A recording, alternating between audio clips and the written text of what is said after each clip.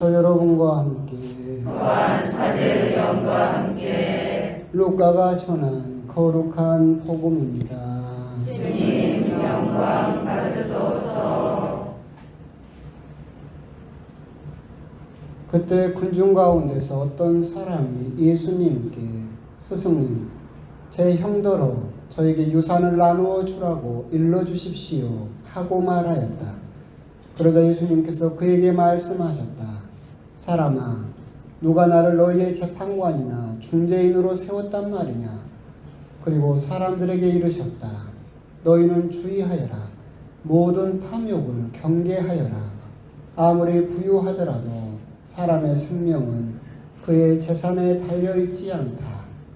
예수님께서 그들에게 비유를 들어 말씀하셨다. 어떤 부유한 사람이 땅에서 많은 소출을 거두었다. 그래서 그는 속으로 내가 수확한 것을 모아둘 데가 없으니 어떻게 하나 하고 생각하였다. 그러다가 말하였다. 이렇게 해야지. 곡간들을 헐어내고 더 큰 것들을 지어 거기에다 내 모든 곡식과 재물을 모아두어야겠다. 그리고 나 자신에게 말해야지.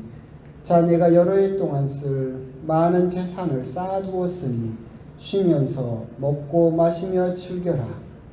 그러나 하느님께서 그에게 말씀하셨다. 어리석은 자야, 오늘 밤에 너의 목숨을 되찾아 갈 것이다. 그러면 내가 마련해 둔 것은 누구 차지가 되겠느냐? 자신을 위해서는 재화를 모으면서 하느님 앞에서는 부유하지 못한 사람이 바로 이러하다. 주님의 말씀입니다. 그리스도님 찬양합니다. 예수님. 이제 7월도 오늘 교회에서 다 지나고 8월이 됩니다. 그러게 따지면 8, 9, 10, 11, 12, 5개월밖에 올해도 남지 않은 것 같습니다. 지긋지긋한 코로나는 아직도 안 가고 그렇고 그러면서도 또 오시면서 보시면 그래도 이제 벽이 올라갔습니다. 이제 이번 주에는 또 지붕도 올라갈 거고 참 조금씩 우리 성당이 지어지는 것 같고 벽 올라간 거 보니까 어떠시던가요? 이제 좀 집 같고 성당 같고 좋아지는 것 같습니다. 그렇게 해서 또 내부 공사까지 하고 물론 그 뒤로도 이제 머리가 좀 무거워지긴 하지만 뭐 음향시설도 해야 되고 내부에 집기도 넣어야 되고 선물도 사야 되고 해서 선물을 다 사놓긴 했지만 하여튼 그래도 추석 후로 되면 이제 우리가 거기에서 미사를 드릴 수 있을 것 같고 또 주교님 모시고 또 본당 성경 미사도 또 할 수 있을 것 같고 그런 또 밝은 미래를 또 꿈꾸어 보게 되는 또 7월의 마지막 주일이기도 합니다. 오늘 일독서에서는 코엘렛에서 옛날에는 이제 헛되고 헛되다 세상만사 헛되다라고 그 유명한 여러분도 한두 번 들어보셨어요. 결국은 오늘 복음과 연결되는 말씀이죠. 아무리 부유하더라도 사람의 생명은 그의 재산에 달려있지 않다. 세상에서 아무리 돈을 많이 벌고 막 그 왕궁을 짓고 천하를 제패하고 천하의 황제가 된다 하더라도 오늘 일독서 코엘렛 말씀처럼 헛되고 헛되다 세상만사 헛되다라고 하는 것을 우리는 생각해 볼 필요가 있을 것 같습니다. 옛날에 이제 제가 교육에서 할 때 그런 이야기가 있었어요.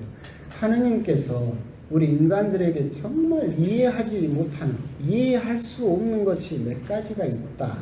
그 중에 첫 번째가 뭐냐면 하나님이 우리 인간들을 봤을 때 이해하기 힘든 것이 젊었을 때는 건강을 헤쳐가면서까지 그렇게 돈을 벌려고 애쓰다가 늙어서는 그 잃어버린 건강을 되찾기 위해서 지금까지 번 돈을 다 쓴다. 그걸 하느님도 인간을 보면 이해를 하지 못하겠다. 농담처럼 그런 이야기가 있었는데 딱 그거죠. 아무리 부유하더라도 사람의 생명은 그의 재산에 달려있지 않고 또한 사람의 생명, 육체적인 생명이 뿐만 아니라 복음 말미에 있는 것처럼 우리 영혼이라는 보이지 않는 그 생명 역시도 그의 재산에 달려있지 않다. 탐욕을 경계하여라 라는 말씀이 오늘 복음의 핵심이다라고 생각을 하시면 되겠습니다. 그러면 탐욕은 나쁘겠지만 우리 인간의 욕심이 다 나쁜가라고 따져보면 그렇지는 않죠. 우리 인간의 욕심은 같이 중립적이죠. 좋을 수도 있고 나쁠 수도 있어요. 선할 수도 있고 악할 수도 있죠. 우리 인간들에게 욕심이 없었으면 아무런 발전도 없었을 거예요. 그렇잖아요. 지금 우리 인간이 욕심이 없었으면 지금도 오두막에 살면서 그냥 사슴 잡아먹으면서 살면 되는 거잖아요. 뭐 한다고 핸드폰을 만들고 뭐 한다고 자동차를 만들고. 솔직히 따지면 우리가 욕심이 없으면 성당을 뭐 한다고 진대요? 그냥 여기서 살면 되지. 그러잖아요. 신자 30명만 데리고 대충 살면 되잖아. 그렇게 욕심이 있기 때문에 사람은 발전하려고 하고 성장하려고 하죠. 그런데 이 욕심이 과해져서 탐욕이 되면 어떻게 돼요? 자기를 망치고 주변 사람을 망치게 되죠. 마치 이것은 그 사람의 욕심은 피아노 건반하고 비슷해요. 그러니까 피아노를 칠 때 나와 있는 악보대로 이렇게 또박또박 치면 그 뭐가 돼요? 아름다운 음악이 되겠죠. 근데 악보는 상관없이 내 마음대로 치면 뭐가 돼요? 소음이 되는 거예요. 욕심도 똑같은 거예요.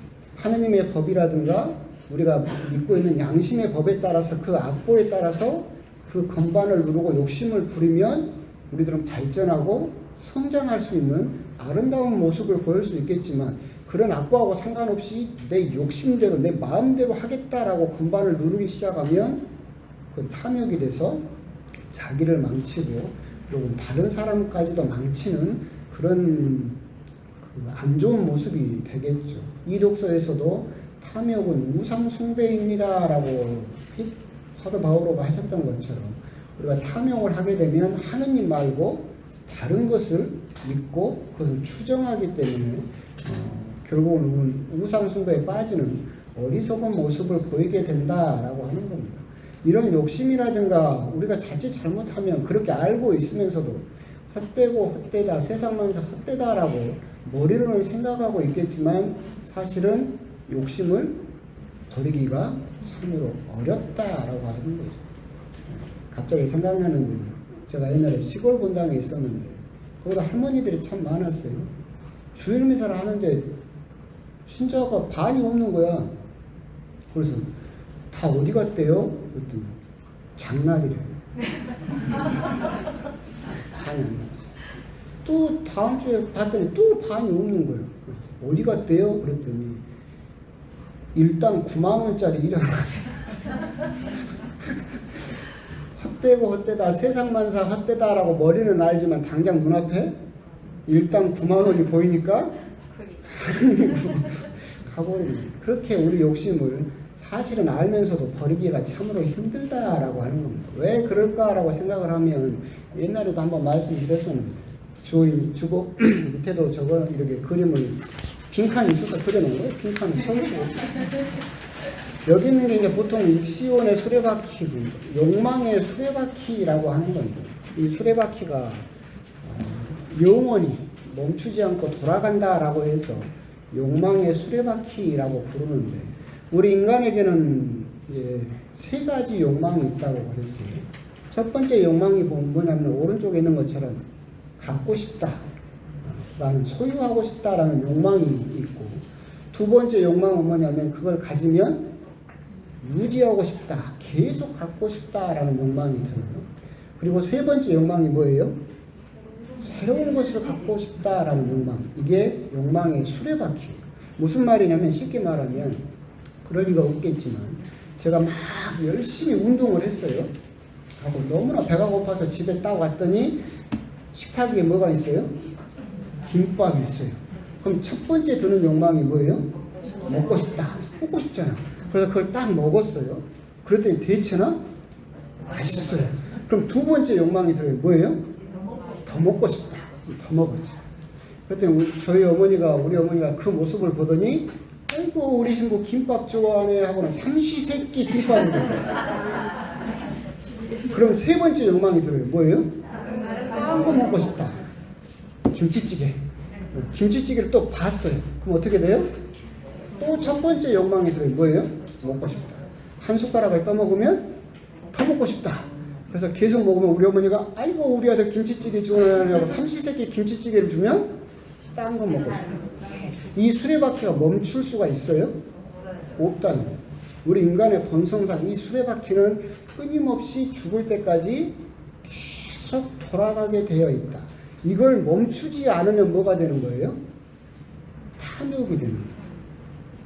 아, 사람은 그런 거야 라고 하면서 자기 욕심을 그 수레바퀴를 계속 가열차게 열심히 굴리게 되면 그것은 악보에 상관없이 내 마음대로 내 욕심을 채우겠다라고 하는 탐욕이 되어버린다. 결국 오늘 헛되고 세상만사 헛되다와 그리고 아무리 부유하더라도 사람의 생명은 그의 재산에 달려있지 않다. 우리가 아무리 수레바퀴를 계속 굴려서 그 재산을 불린다 하더라도 내 본성에 충실해서 더 갖는다 하더라도 그 모든 것들이 우리의 생명을 보장해주지 못한다라고 하는 말씀입니다.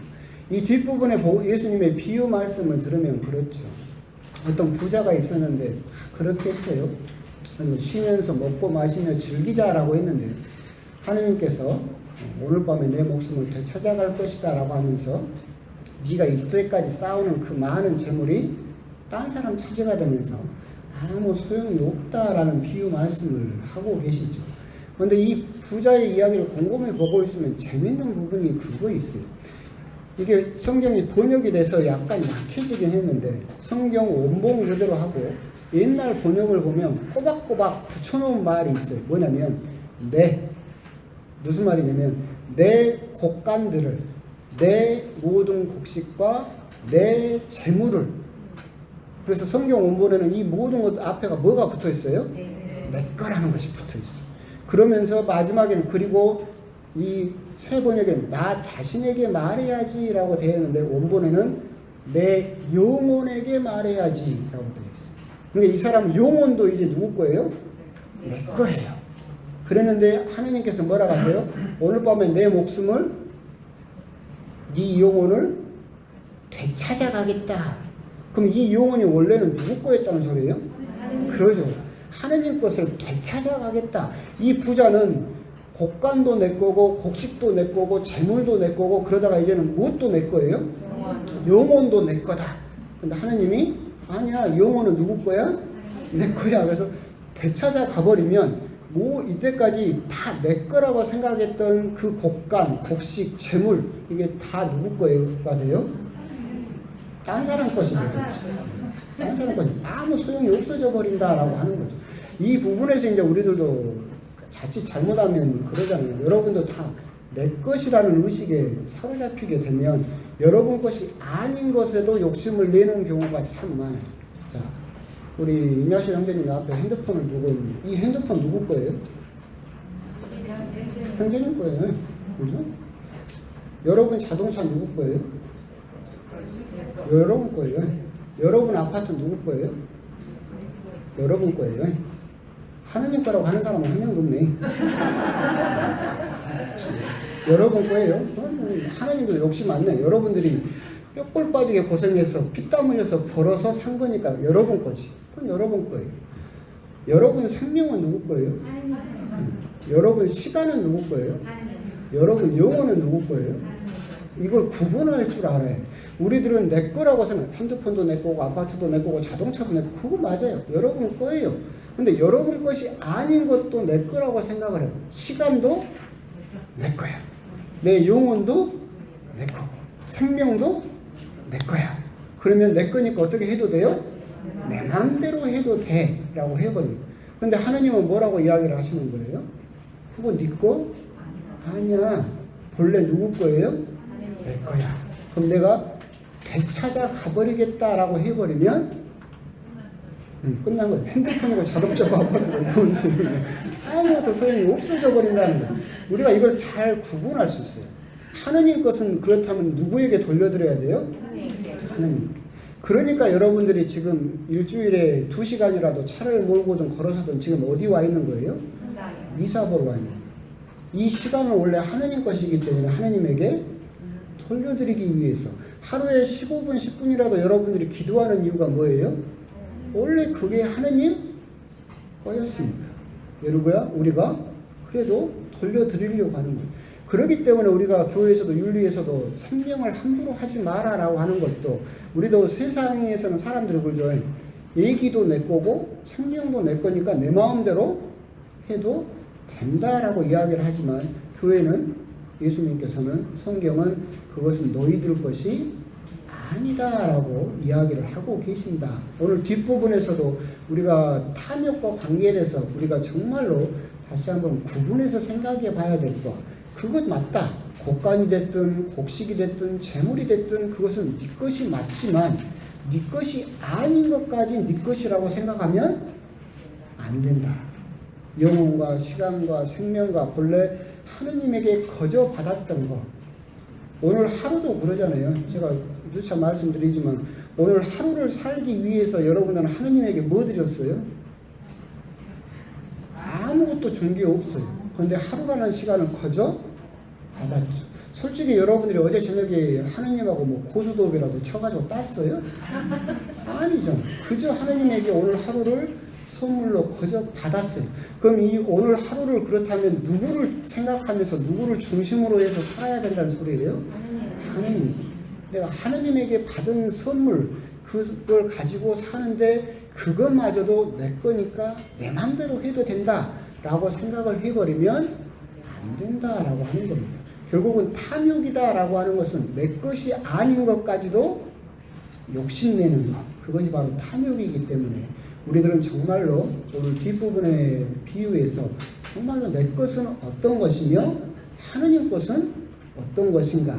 하느님 것을 내가 돌려드리기 위해서 나는 지금 무엇을 하고 있는가, 무엇을 할 수 있겠는가, 그런 부분에 대해서도 한번 곰곰이 묵상을 해 보셨으면 좋겠습니다. 아멘.